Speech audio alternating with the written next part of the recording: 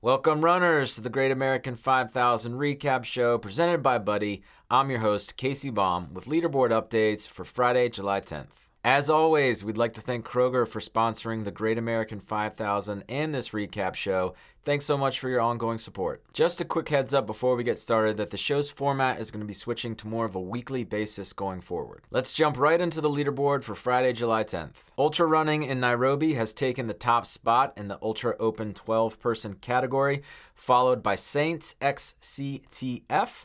And coming in third so far is Whining is for Babies at 2,181 miles completed. I mentioned last week that the Team Fibonacci sequence has come in first place in the Ultra Co-Ed 12-person category.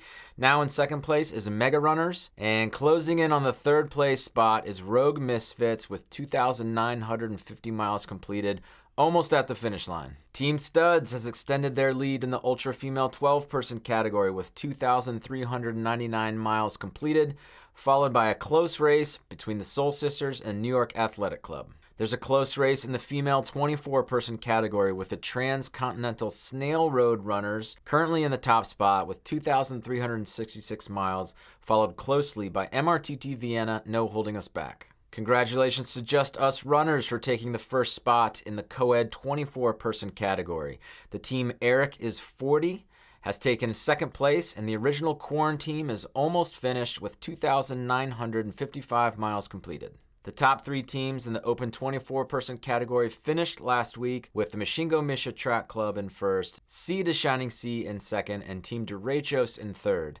Now in the fourth, fifth, and sixth spots are Passionate Runners Club RVA, Buttermilk Toast, The Original Recipe, and the Loose Cannons. Congratulations to all the teams. Joining me on today's show is Danny Rau from Team Slugs. Danny recently completed the fastest known time for the Greenbrier River Trail, which was 77 miles in 12 and a half hours. For those mathematicians out there, that's about a 9.5-minute pace, including stops, which is moving pretty darn fast for 77 miles. I hope you enjoy the conversation. Check it out. All right. Well, Danny, thanks so much for joining us on the Great American 5000 Recap Show. So you are on Team Slugs, part of Captain Slug. Or you're on Slugs 2, right? There's two different Slugs teams? I'm on Team Slugs, yeah. You know, I got a note from Tony D'Amato saying that you had just completed the fastest known time for the Greenbrier River Trail. Is that right? Yeah. Well, talk a little bit about that. What prompted you to do that, and how did it go for you?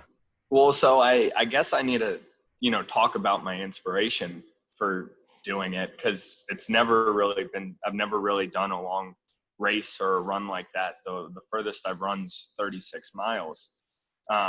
So I guess when quarantine hit, I just felt, something to look forward to, something to work forward to.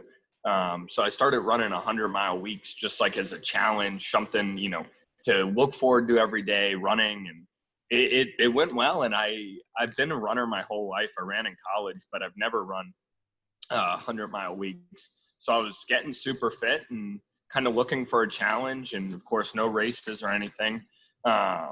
So we start talking, and my good buddy who I run with here in Blacksburg, Virginia, he was supposed to run the Boston Marathon on his 50th birthday, and it got canceled.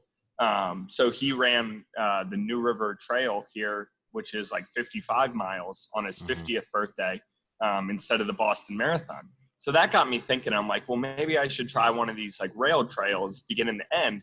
But he had just gotten the fastest known time on the New River Trail. So I couldn't take that from him. He worked very hard from it. So that was 55. And I was like, well, there's this Greenbrier that's 2 hours away in West Virginia. And that's only, 77. So it's not that much further. And I think that was pretty naive of me to think that. So it was like, and I texted my friend who ran the New River Trail, and he's like, okay, do it. Just do it. So at that point, I guess the gauntlet was kind of thrown, and I was like, I got all this fitness. Let's give it a shot. So were you aware, was there like a record for this, the FKT on this trail before? Was there a record that you were trying to shoot for, to beat? Yeah. So the FKT nowadays there's this website where people submit their GPS data, and there's a record of all the fastest times, and there was none listed. And so I started doing some Googling, and there's this article from a magazine back in like 2009, and it's talking about these guys who are doing like, day hiking like the Appalachian Trail in like 42 days, like stuff like this. And in the article, it just briefly mentions like, oh, this guy, like his training did the Greenbrier River Trail from beginning to end. So I get his name and I ask around the running community, and I get his email. So I send him an email. What'd you run? And he's like, well, that was kind of before GPS. We don't really have a good track of it. But it was around 14 and a half hours. Mm-hmm. So, and then he also threw down the gauntlet. He's like, I think with some effort, that would be pretty easy to beat. So he essentially told me, he's like, hey, the record's weak. Like, you got to beat it.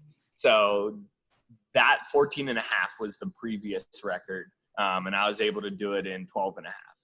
So this was 80 miles in 12 and a half hours. Yeah. So the official trail was 77 from mile marker to mile marker. My GPS ended up saying like 79. And I think that's, GPS has some error. And plus I was like, going down to the river at some points to get water, and I was going into the parking lots. So I think it was extra. But so 77 is the official trail markers. So that is moving pretty good. What was your average pace there? So the whole thing, including stops, ended up being 9:30 average. And, I was reading your Leadville report this morning. I see you're wearing the shirt, and I'm all geared up. And I want to put something is, there was no massive mountain passes to climb over. This is This is the river trail, which used to be a railroad. So it is pretty much as flat as you can get. So I was 9:30 pace for 12 and a half hours. That's including the stops. And I threw 100K, 62 miles. I was at 8:30 pace, and then the sun came up and it got hot, and then I had to keep stopping and getting more water. But I'm very happy with how it went. So. Nice. Well, congratulations. That's super cool. So you mentioned Blacksburg. Are you a student at Virginia Tech, or are you just living there? Yeah. So I'm a mechanical engineering grad student. So that's what you're seeing behind me right now is nice. I do mechanical engineering research. And with COVID, they have this warehouse here, and they've kind of thrown me out in the warehouse because there's no one else around, so I can work safely. So I'm a grad student here. Nice. I went to Virginia Tech a number of years ago, so it's a good place. Go Hokies. Yeah. Well, I went to undergrad here and also grad school, so I definitely like it too. Well, what else do you have on your radar? Any sort of big races or any other FKTs you're trying to set coming up? I don't know. I haven't, so after the run, I just kind of been relaxing and putting on some weight, getting fat, recovering. I know how that goes. Yeah. And I mean, I think that's good because training 100 miles and then running 77, like I was skinny. So, right now I just started running again yesterday. So I guess I can't answer. We'll see. I have to get back into it, and we'll see what happens next. But I think I have a really solid base, and, if I can stay healthy, I think I can continue to do cool things. Hopefully racing, maybe some more FKTs. Right now it's looking like more FKTs because, I don't know of any races that are going to happen. A lot of events. So with this Great American 5000, is this sort of your first sort of virtual event that you've taken part of besides sort of your FKTs? Yeah, and I think it's, back to the situation, the corona, I think it's cool that we can all come together and work towards something. And like I was saying about running 100-mile weeks, like give us something to motivate us and look forward to. And, it's not optimal, but it's been a pretty cool experience, and I guess making the best of it, Well, awesome. Those are kind of the questions, I had for you. Anything you want to address or talk about? Yeah, it's been fun, and I'm getting back running, so I'm starting to contribute to my team again, and hopefully we'll continue rolling across the U.S. of A. Yeah, I mean, awesome. I appreciate you taking the time to sit down with us. Glad to see that you're recovering after a 77-mile run and setting a fastest known time in that trail. So awesome work, and best of luck to you at Virginia Tech and grad school. And thanks for talking with us today. Thank you, Casey.